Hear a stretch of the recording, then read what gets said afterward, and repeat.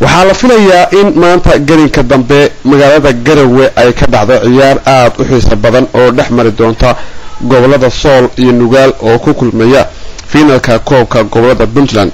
dhalinyaro aad u fara badan oo taageero u ah xulka gobolka Sool ayaa maanta ka ambabaxay magaalada Laascaanood si ay uga qayb qaataan daawashada finalkaasi. waxay dhalinyaradana sheegeen inay ku rajo weyn yihiin in xulka gobolka Sool uu guul weyn ka soo hooyo tartanka kubadda cagta ee ka soconaya garoonka Mira Awaare ee magaalada Garowe. dhalinyaradan oo la hadlaysay TV-ga caalamiga Samsat ayaa waxa hadaladoodii ka mid ahaa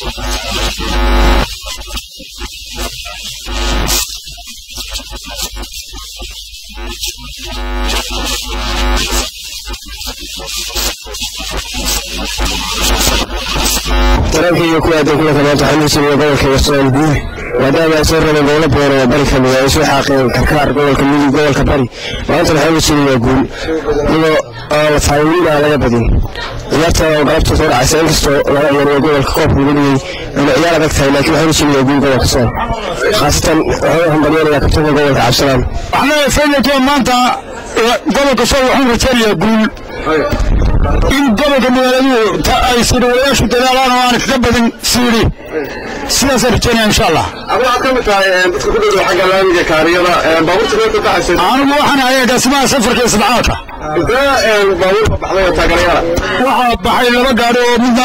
dhalinyarada ayaa ah kuwa aad u xiiseeya danka kubadda cagta iyagoo markaas sheegay inay taageero ay la garab taagan yihiin kooxda kubadda cagta ee matalaysa gobolka Sool ee markaas maanta ka qayb qaadanaysa kulanka kama dambaysta ee ay isku arki doonaan xulka gobolka Nugaal. Maxamed Cismaan Cabdi Nuur, Samsat TV, Laascaanood.